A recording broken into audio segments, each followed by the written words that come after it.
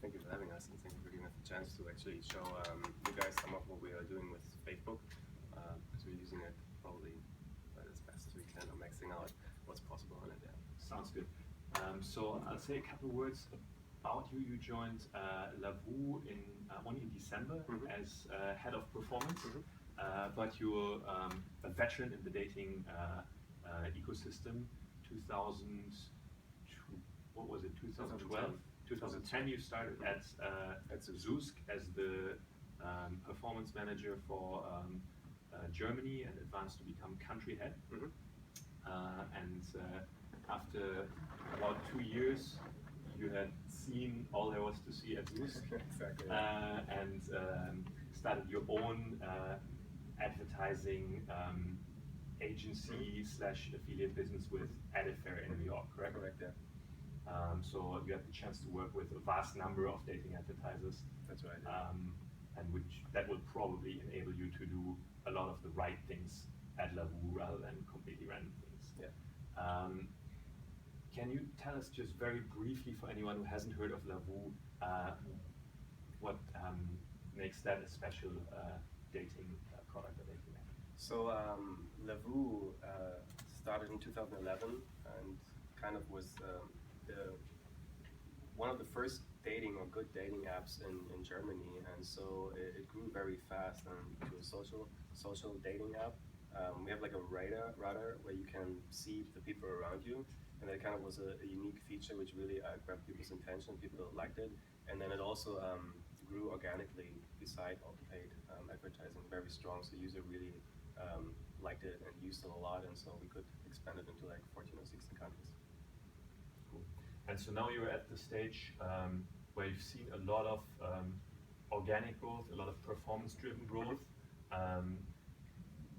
Tell me if I'm right in sort of assuming that you are working a lot on building credibility as well, right? Does that work very well when others say good things about you? Can you tell us a bit about your influencer marketing strategy and whether that ties together? Sure. So I guess everyone knows what influencer marketing is, right? Influencer marketing is that you take people who have like social awareness and you have them post your content. And we do that in every country that we have 1 or 2 influencers, which basically have a social reach of millions or 100,000 people, but who are also like socially very active. They then post about Lavoo, and we basically forward those clicks to our website or to our stories, and based on that, we can basically measure their success, and we can also pay them on a performance base. So we really can monetize or can utilize their social media channels. For instance, in Brazil, we had Neymar, who has like a followership of 55 million people on Facebook. So we had him post about Lavoo, and then we got, I think, 55,000 likes or something like that. And then on top of it, we could also like purchase Facebook ads to really like push the message even further out to people, to his audience. And they really helped us like getting big in Brazil and getting attention in Brazil. And then even there was also like a performance deal where you could pay him on a CPI basis. So there's a lot of, everyone is handling it differently, but there's a lot of fantasy in there. If you just reach out to people and talk to them and really use the influencers in your market, it works better than you think. And then of course with Facebook, you can really push the message out. Cool. Really do think that's quite innovative. Haven't seen it from many others. You do complement that with a second activity that also isn't all too commonplace, which is content marketing. Is that right to say influencers inspire and entertain people, but it's really the home stories that get people to identify with your product? Yeah, that's true. So what we do with content marketing, and content marketing right now is a buzzword. It was a buzzword for a while, and people jump on it. But at the end of the day, it's just really writing content that people care about.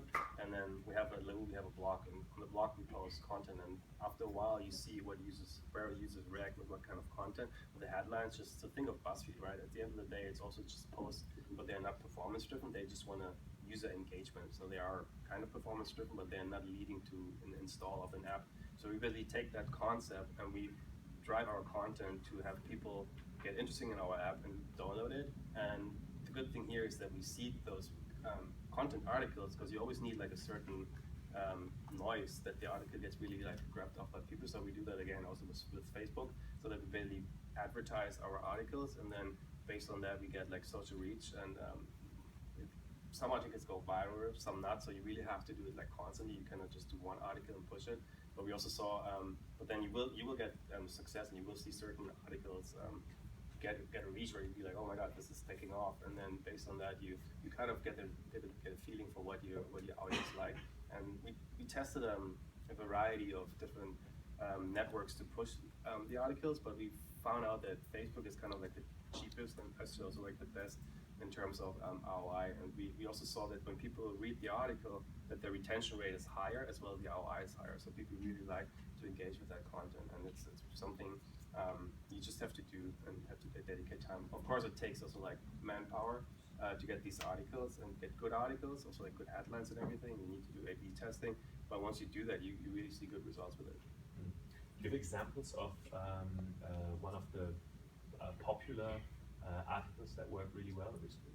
So what we use is success stories. So we really take like users that had success on Lavoo, and we use those articles. Those work really well. And then of course sometimes also like I don't have a specific example right now, but something everyone knows like cat videos or an article about cats, like that works well. Sometimes really like the most simple things you don't think of that works well. That's really why you have to like try different things, and then you're gonna be like, well, this is taking off, and yeah, but that's how it is. But success stories in general are really a good way, because people get engaged, they read it, they get excited about it, and so you attract users.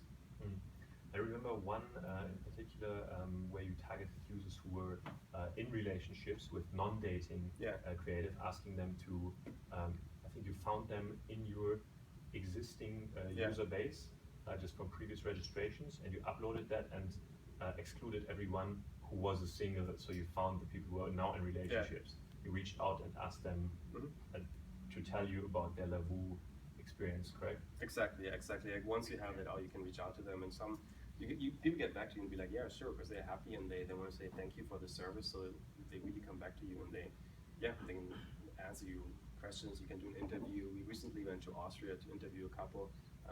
Then we want to put that baby out there on our blog and our other social media channels. So. As you get started as head of performance at Lavoo, can you share some of the plans and some of the opportunities that you see around Facebook marketing as you look into 2016? Yeah, sure. So it's actually like Facebook is really like our biggest channel when it comes to like online dating, just because the way you can target people. And then again, we see also the same as influencer marketing, with content marketing. Everywhere kind of Facebook is outperforming, and we will definitely keep growing when it comes to the influence and the content marketing. It's just people just like to engage with that content. But beside that, we're also going to push video more. Video is something people react really well to, and we see again that we get higher retention, higher ROI on people watching the videos. Sometimes the content, it's two different kinds of how we use it. Like one time we really like show the videos just for like kind of like TV, because that's what Carl said earlier. So we really like have a spend on it, but then we make the money back because we have people acquire people later cheaper who have seen the video. So it's kind of an interesting strategy. It's similar to TV, right? So it's really what's happening, that you see the shift from TV to the video ads. The other thing is that we use the video ads as kind of like flash ads, what you had back in the days, right? Because if you just show a photo, it's not as aggressive as a flash ad. You probably all know flash banner ads, right? And Facebook doesn't have that. So the only way to get the same results and click-through rate is by using videos. It's called video, but at the end of the day, it's actually a moving banner, right? And so that's how you have to see it. You cannot be like, oh, I'm creating videos. You have to really think of it as a performance ad you use to get users' attention. Very cool. Let's open it up if we have one or two questions from the audience. Does anyone want to ask about how Lavoo uses Facebook, or just bounce back ideas with Bob? I have a quick question. Do you have any handy tools that allow you to create videos for advertising really quickly, really easily, and cheaply? So no, we actually have a team of 4 people, and we have some really good talent who's actually doing all our creatives. So no, actually you have to like find talented people, but sometimes there's actually more. But if you're on a short budget, I think Facebook now has a tool where you actually can different images and make a kind of video out of it. Mhm. So you can play around with that. That might create you kind of a video. The other thing is just go out there and see what's out there on material. It takes some time, like photo research, but you're gonna be surprised how many videos are out there you actually can reuse for your own advertising. The tool Paul mentioned is Just called use the name. Slideshow, by the way. You can select that as an advertising option and basically generates video out of a selection of images, which is also good for markets where mobile phone traffic is expensive because it uses less traffic. I think you'd be surprised as well what you can get on Fiverr and other sites where you throw it out and for $50 get something pretty easy created, so it can do it a lot cheaper. Correct, yeah. And we're building an ecosystem of Facebook marketing partners, some of which are focusing increasingly on creative. So Refuel 4, for example, is one that's recently come up, where they create video and still images for you with a network of designers around the globe, and you can pay them based on performance or lifts in performance, which is quite interesting. What was the name of that company? Refuel 4. Not affiliated, but we're interested in building a good partner ecosystem for you guys out there. Yeah, let me know if you want to contact. A quick question. Do you find that a totally different strategy for men and women in the way you market, the kinds of ad units you use, the kind of targeting, and the kind of language that you use? Yes, we have. For the videos, actually not. I mean, we're using obviously like male and female ads as performance ads when it comes to the video and that content. We see the first trends right now, but the content is generally like written more generic, so more unisex. All right. And no more questions. Thanks so much, Paul. Sure. And